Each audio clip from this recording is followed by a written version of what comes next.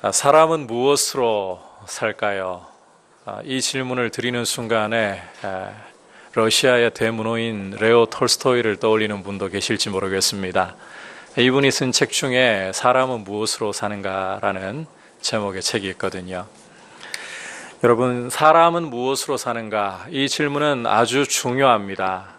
이 질문에 어떤 대답을 하느냐에 따라서, 어떤 답을 가지고 있느냐에 따라서 우리의 인생의 방향 전체가 거기에 좌우될 수 있기 때문입니다. 여러분은 무엇으로 살고 계십니까? 오늘 말씀은 2절에서 보는 것처럼 이스라엘이 하나님의 은혜로 출애굽한 후에 광야에서 40년 세월을 마무리할 무렵에 주신 말씀입니다. 모세는 이스라엘에게 40년 세월 동안 하나님이 이스라엘을 광야길을 걷게 하신 것을 기억하라고 명령하고 있습니다. 이 광야라는 땅은 끝없이 펼쳐진 모래와 그리고 거기에 맞닿아 있는 하늘 외에 별달리 보이는 것이 없는 곳입니다. 물도 양식도 없고 씨를 심어도 식물이 자랄 수가 없는 척박하고 황량한 땅입니다. 광야에서는 사람의 재능이나 쌓아왔던 스펙이나 손에 쥐고 있는 재물도 금과 같은 귀금속도 한낱 무용지물에 불과한 그야말로 쓰레기가 될 수밖에 없는 그런 땅이 바로 광야라는 것을 우리가 기억을 해야 합니다. 이스라엘은 바로 이 사실을 뼈저리게 경험했습니다. 출애굽하고 홍해를 건넌 후에 하나님께서는 이스라엘을 곧장 광야로 인도해 들이셨습니다. 그리고 광야에 들어간 지 며칠 지난 후에 이스라엘은 애굽에서 가지고 나왔던 양식이 다 떨어지는 아주 절박한 상황에 직면하게 되었습니다. 그 순간에 그들이 가지고 있던 돈, 가지고 나왔던 이 전리품으로서 가지고 나왔던 모든 금과 같은 귀금속들, 무거운 짐이고 그야말로 돌조각에 지나지 않는 거예요. 광야는 이처럼 사람의 모든 재능과 노력과 사람이 자랑하고 내세우는 모든 수단과 방법들을 그야말로 무용지물로 만들어버리는 곳입니다. 다시 말해서 사람이 자기의 한계를 경험하게 되는 곳. 고난의 땅이 광야였다는 것입니다. 그렇다면 하나님은 왜 이스라엘을 애굽에서 건져내신 후에 이런 광야라는 고난의 땅을 걷게 하셨는가? 그 이유를 2절에서 이렇게 말씀을 하고 있죠. 이는부터 같이 읽어볼까요? 시작. 이는 너를 낮추시며 너를 시험하사 내 마음이 어떠한지 그 명령을 지키는지 지키지 않는지 알려 하심이라. 광야에서 하나님이 이스라엘을 낮추시고 또 시험하신 것은 그들의 마음이 어떠한가? 그들의 민낯이 어떠한가를 드러내어 아시기 위함이라고 말씀을 하고 있습니다. 우리가 이 말씀을 읽을 때 문자에 속아서 오해를 하시면 안 돼요. 하나님이 이스라엘의 마음을 몰라서 정말 너희 마음 무엇인지 제대로 좀 알고 보자. 그래서 낮추시고 시험하시고 마음을 드러내 너희 마음 진짜 이런 것이었구나.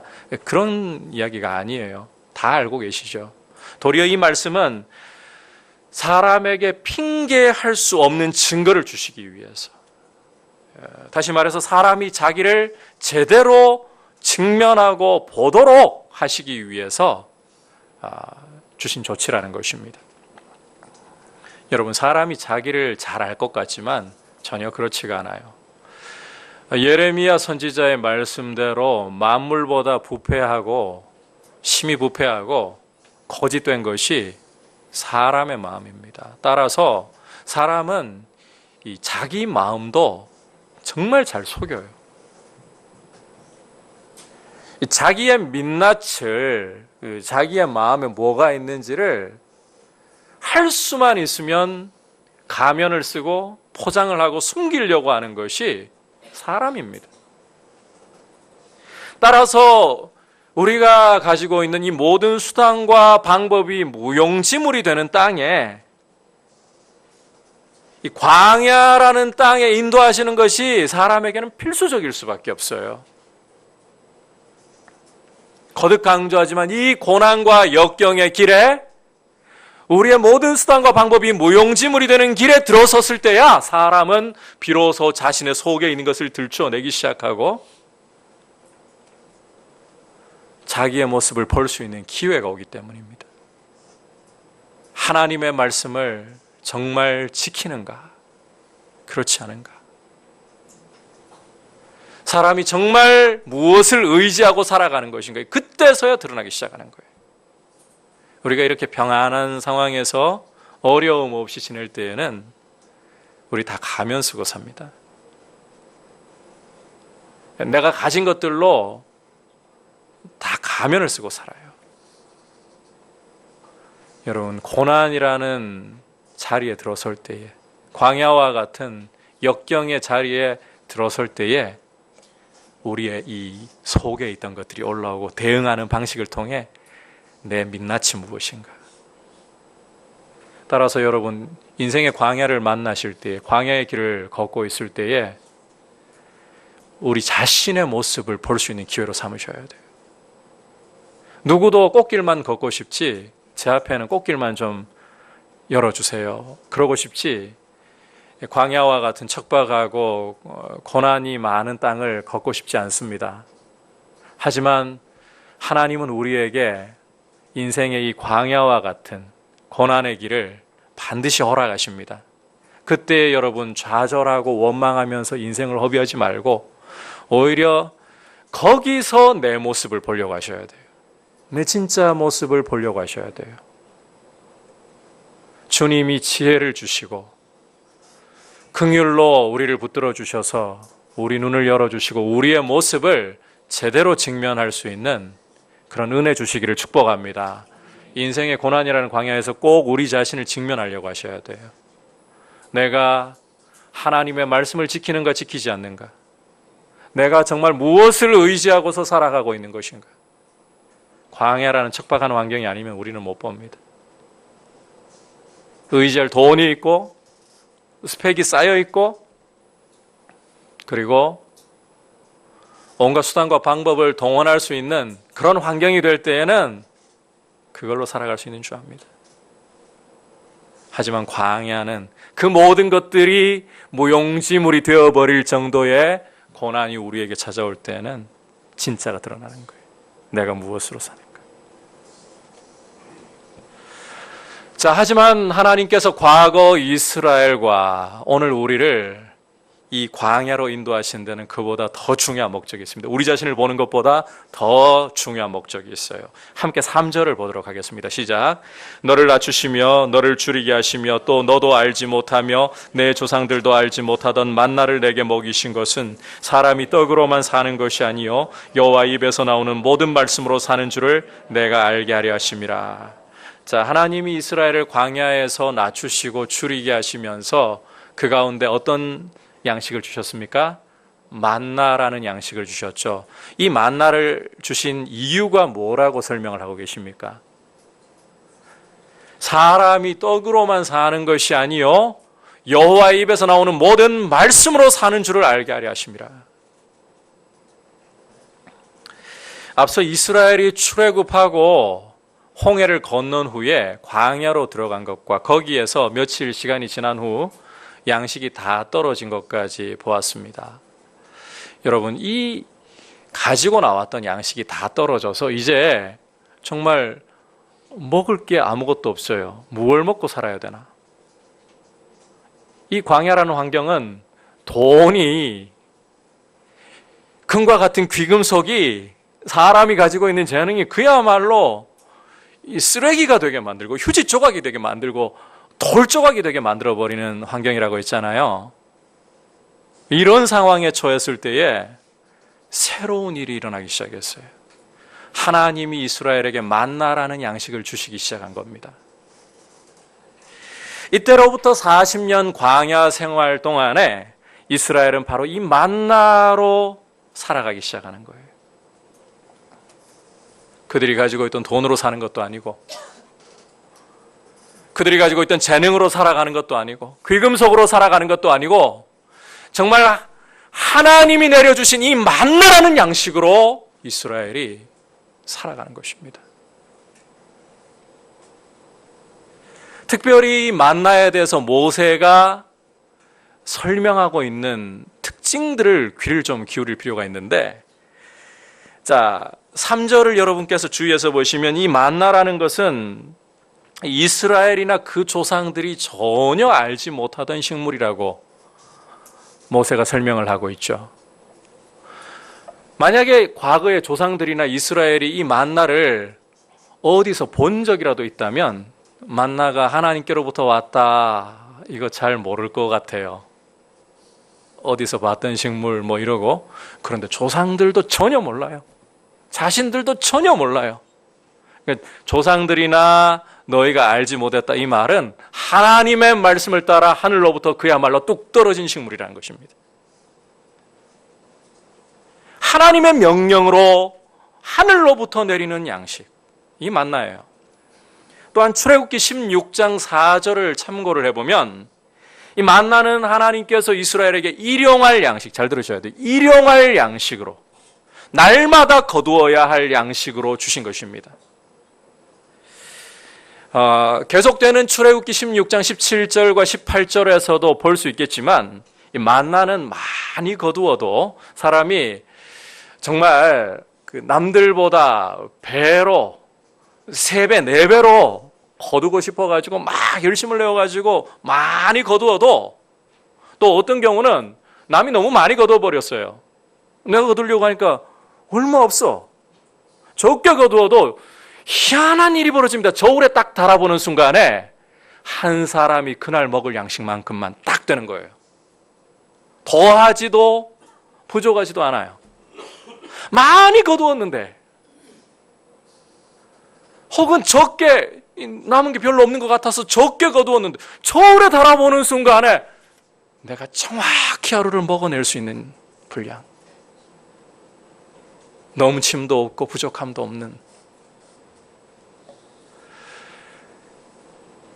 이런 걱정에 빠지는 사람들도 생깁니다.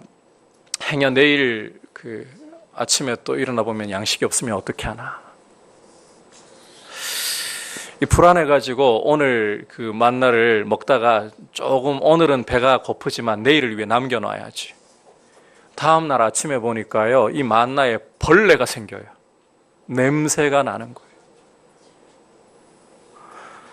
안식일 같은 경우는 하나님께서 이스라엘에게 노동을 금지하셨잖아요. 그래서 이 만나를 채취할 수도 없고 또 요리를 할 수도 없는 상황입니다. 그래서 하나님께서 안식일 전날 금요일 아침에는 만나를 거두어 드리는데 배로, 평상시에 배로 거두어 드리라고 하셨어요. 그래서 이걸 미리 요리를 해두는 겁니다.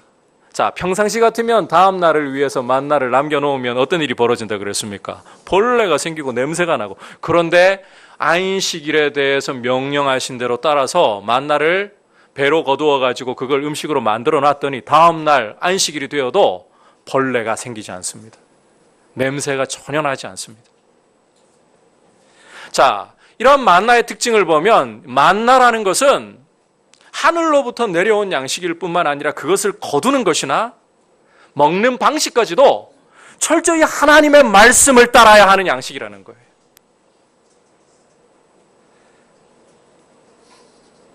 하늘로부터 내려오는, 말씀을 따라 내려오는 양식이고 거두어서 먹는 것까지도 말씀을 따라 가야 하는 양식.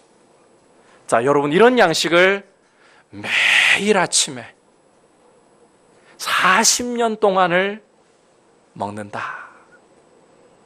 이 과정을 통해서 이스라엘에게 뼛속까지 새겨져야 할 교훈이 뭐라고 생각하십니까? 그것은 바로 사람이 떡으로만 사는 것이 아니라 무엇으로? 하나님의 입에서 나오는 모든 말씀으로 사는 것이다. 한번 따라 합시다. 사람이 떡으로만 사는 것이 아니요,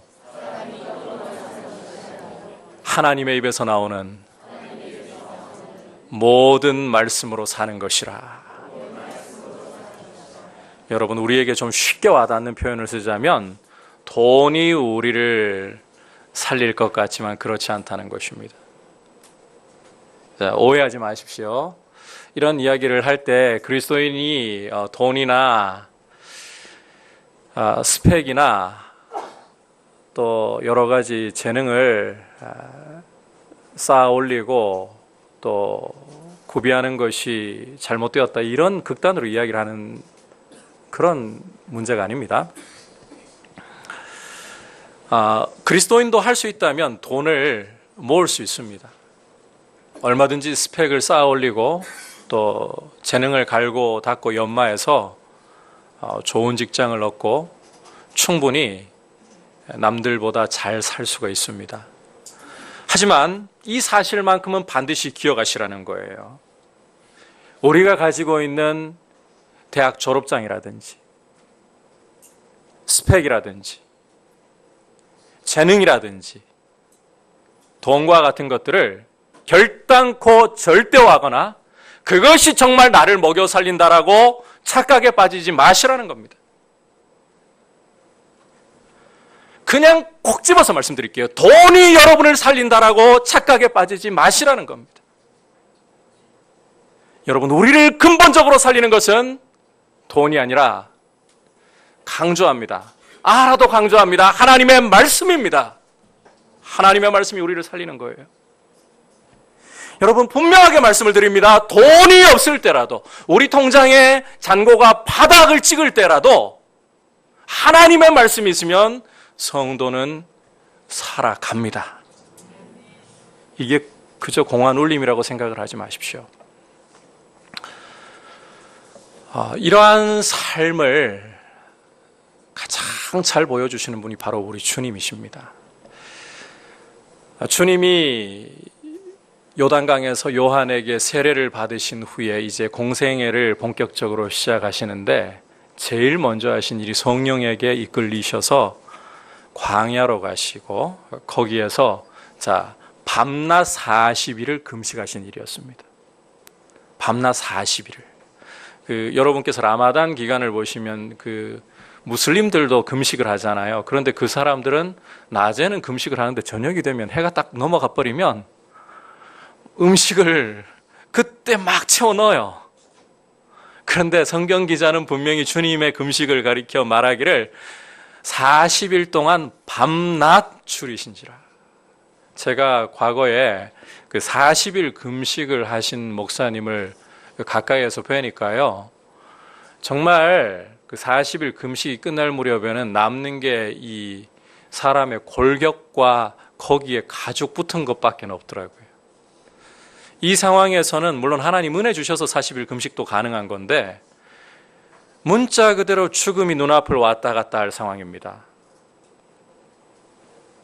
이런 상황에서 주님이 계시는데, 시험하는 자가, 마귀가 와서 너 하나님의 아들이라면 저 돌들을 떡덩이가 되게 하라. 이 순간 예수님 어떤 말씀을 하셨습니까? 여러분, 지금 예수님에게 제일 필요한 게 뭐라고 생각을 하십니까? 남은 것은 뼈와 가죽밖에 없습니다. 죽음이 눈앞을 왔다 갔다 할 상황입니다. 떡이 필요하잖아요. 현실적으로 떡이 예수님을 살릴 것 같습니다. 그런데 이 순간에 주님은 바로 이 신명기 8장 3절을 인용하시면서 사람이 떡으로만 사는 것이 아니요 하나님의 입에서 나오는 모든 말씀으로 살 것이라. 여러분, 지금 생존이냐 말씀이냐, 이 상황 앞에서 주님이 무엇을 선택하고 계십니까? 말씀을 선택하고 계십니다. 아니, 지금 정말 남은 것은 뼈가죽밖에 없어서 죽음이 눈앞을 왔다 갔다 하는 상황이라고요. 이 상황에서 떡이 필요합니다. 그런데 주님은 떡이 아니라, 생존이 아니라 하나님의 말씀을 앞세우시고 선택하셨습니다. 이것이 무엇을 보여준다고 생각하십니까? 사람이 정말 근본적으로 사는 것은 하나님의 말씀을 먹음으로. 여러분, 하나님의 말씀이 인생을 정말 살리고 인생의 생명이 되는 줄을 믿습니다. 따라서 주님께서는 마태복음 6장에서도 너희가 목숨을 위하여 무엇을 먹을까, 무엇을 마실까, 몸을 위하여 무엇을 입을까 염려하지 말라. 이 말씀을 우리가 그 음식 메뉴판 두고 도대체 뭘 먹어야 될지 참 고민이네, 이렇게 오해하시면 안 돼요. 예수님 당시에 사람들은 로마 식민 지배 아래에서 절대 다수가 오늘 하루 끼니를 어떻게 이어나가야 될까, 이 염려, 이 고민에 빠져 있었습니다. 근본적인 고민입니다. 주일날 무슨 옷을 입고 예배당에 갈까, 예배 드리러 갈까, 이런 고민 아닙니다. 겉옷이 없으면 밤에 이불도 없는 실정입니다. 진짜 입고 살아가는 이 문제가, 근본적인 문제가 걸린 염려입니다. 그런데 주님은 이렇게 먹는 것과 입는 것에 대해서 근본 문제까지도 염려치 말라. 왜 그렇습니까? 너희 하늘 아버지께서 너희를 돌보시기 때문에. 오늘의 용어로 바꾸어 보자면 하나님의 말씀이 우리를 정말 살리는 것이기 때문에.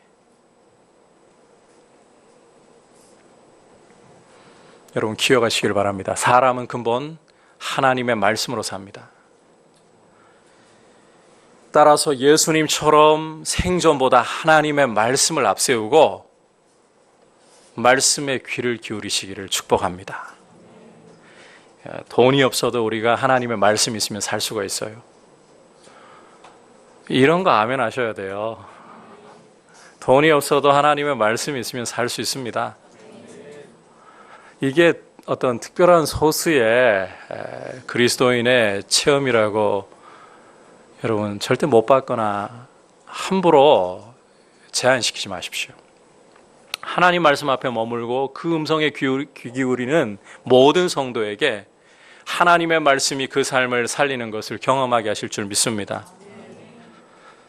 저는 한 번씩 저희 아이들에게 그런 이야기를 해요.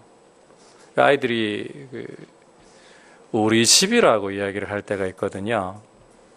우리 집이야. 그럴 때는 아이들에게 일부러 가르쳐요. 이 집은 우리 집이 아니라 사택이야.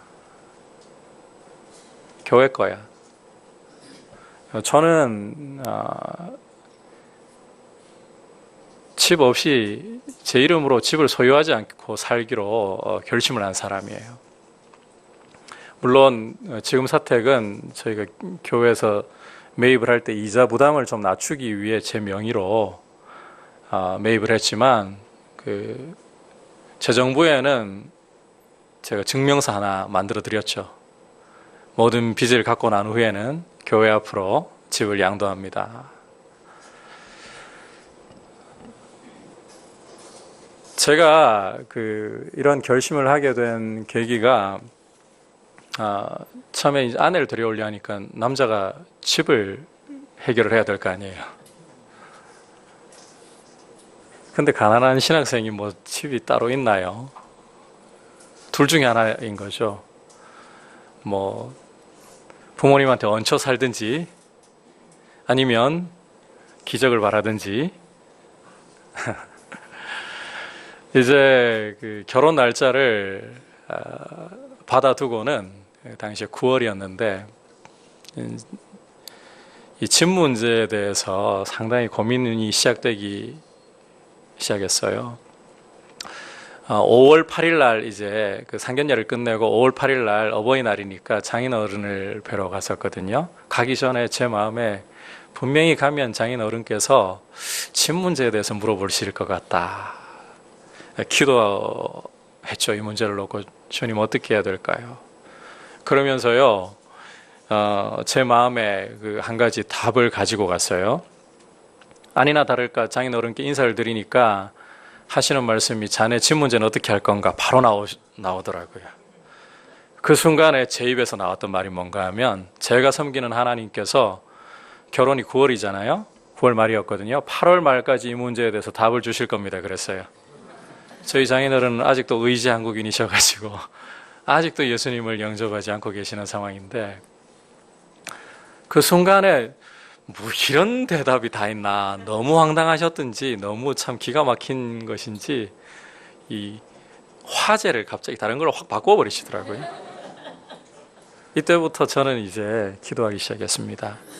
하나님, 제가 믿지 않는 장인 어른에게 이렇게 대답을 하고 나왔는데 정말 하나님 살아계신 것을 보여주시기 위해서라도 집을 주십시오. 제가 기댈 곳은 하나님 아버지밖에 없습니다. 집을 주십시오. 기도하기 시작했습니다.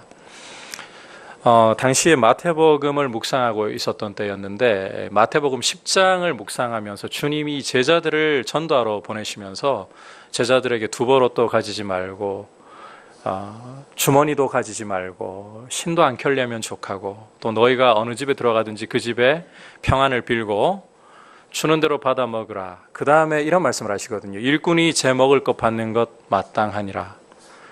이 말씀을 묵상하는데 일꾼이 제 먹을 것 받는 것 마땅하니라. 이 하나님의 음성으로 제 가슴에 다가왔어요. 주님, 일꾼이 제 먹을 것 받는 것 마땅하다고 하셨죠. 그렇다면 집을 주십시오. 그 순간에 이제 이성이 발동이 걸리기 시작하는 거예요. 분명히 성경에서는 먹을 거라고 했는데 집이 아니라 뭐 그렇지만 집을 주십시오. 기도를 계속 이어갔어요. 마태복음 21장을 묵상할 무렵이었습니다. 예수님이 예루살렘 성으로 들어가시는 중에 길가에 있는 무화과 나무를 보시고는 열매를 얻으려고 하시다가 거기에 열매가 없어요. 그래서 저주하신데 그 자리에서 말라버리죠. 이걸 통해서 제자들에게 기도를 가르치시면서 이런 말씀을 하십니다. 너희가 믿고 구하는 것은 다 받으리라. 믿고 구하는 것은 다 받으리라. 이 하나님의 음성으로 왔어요. 주님, 집을 주십시오. 그러는 중간에 어느 순간부터인가 저에게 이 아버지에 대한 마음이 밀려오기 시작해요. 저희 아버지는 지금은 하나님 은혜로 참 많이 바뀌셨지만 젊은 시절에 예수님을 믿기 전에는 제가 어릴 적에 보면 그 90cc 오토바이 타시고 가죽 자켓 입고 마우라를 두르고 집안을 돌아보시기보다는 이런 멋을 부리시는 분이었고 또 한 성격 하시거든요. 얼마나 버럭을 잘 하시는지. 그 버럭 하시는 분들은 이건 좀 새겨 들으실 필요가 있어요. 뒤끝이 없다 그러는데 당하는 사람 이미 상처 다 받았어요. 그래서 저는 빨리 어려서부터 독립을 하고 싶은 하루속히 아버지의 집을 떠나리라.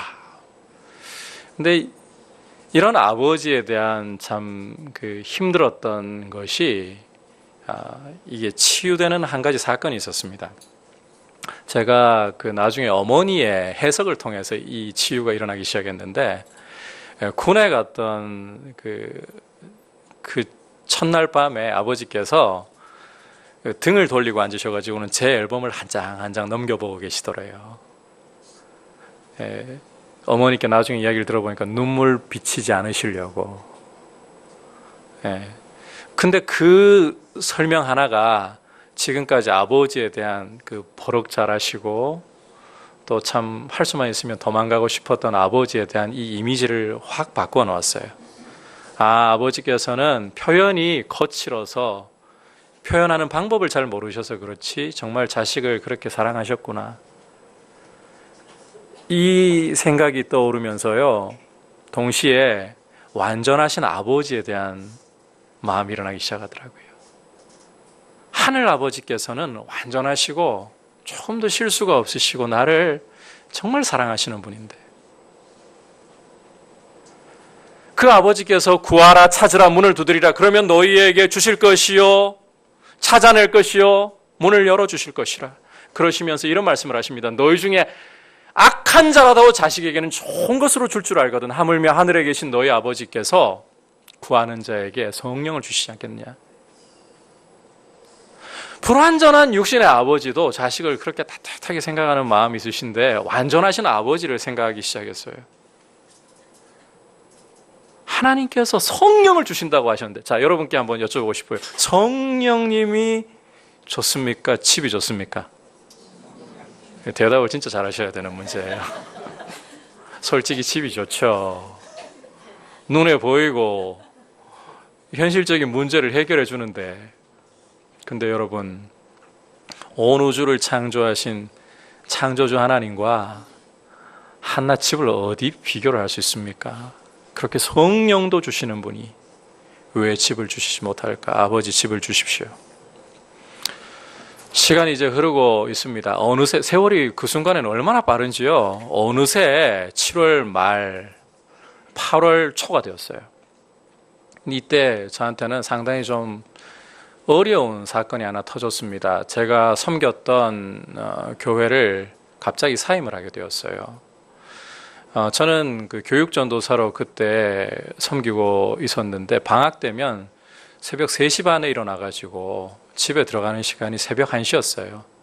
그러니까 사실상 뭐 나머지 시간 다 교회에 있고 집에 한 2시간 정도 잠을 자고, 그렇게 그 당시에는 그렇게 섬겼어요. 매일 몸이 부서져라 그렇게 뛰었던 거죠. 그렇게 섬겼는데 같이 동역했던 전도사님 하나가 참 허무하게 잘려나가시는 걸 보고는 도저히 못 견디겠더라고요. 이유도 없이 잘려나가시대요. 나중에 가만히 보니까 교회에 돈이 없으면 돈이 없다고 그냥 정직하게 말씀하시지, 너무 열받아서 저도 같이 사임을 해버렸어요. 그게 너무 상처가 되었습니다. 그리고 나니까 말씀 보기가 싫고 기도하기가 싫어요. 제가 알아요. 말씀 봐야 하고 기도해야 한다는 거 알아요. 몰라서가 아니에요. 너무 마음이 상하니까 말씀도 보기 싫고 기도도 하기 싫은 거예요. 하나님 약속도 그냥 접어둬버리고 굉장히 마음이 상한 채로 주일 예배만 딸랑 한번 드리고 버티고 있었어요. 그렇게 한 2주가 흐르고 한 3주쯤 지나니까 제 마음에 이러다가 한 대 두들겨 맞는 거 아닐까 이런 생각이 또 일어나더라고요. 그리고 이제 그 학생 때였으니까요, 전화가 한 통 걸려왔는데, 총신 계약하기 전에 전화가 한 통 걸려왔는데 선배 목사님이었습니다. 저보고 창규야, 아는 후배 목사가 교회에 전임 사역자를 구한다고 하는데 거기 한번 연락을 해봐라. 제가 여쭤봤어요. 저는 아직까지 학생인데 과연 전임으로 받아줄 수가 있을까요? 그래도 한번 연락을 해봐라 그러시더라고요. 전화를 걸었더니만 학생이어도 전임 받아줄 수 있고 사택을 제공합니다 하시더라고요. 이제 계약이 왔기 때문에 제가 계약이 아니네요. 하여튼 총신에 올라가가지고 있는데 전도사님 한 분이 다가오더니만, 평상시 이분 그렇게 친한 분도 아니에요. 저하고 잘하는 분도 아니에요. 어떻게 제가 그 사임을 했다는 소식을 들으셨는지, 저보고는 아는 괜찮은 목사님 계시는데 그분 교회에서 전임 사역자를 구한다고 저보고 한번 지원을 해보래요. 그래서 연락을 해봤습니다. 연락을 해보니까 학생이어도 전임 사역자로 받아줄 수 있고 사택을 또 준대요.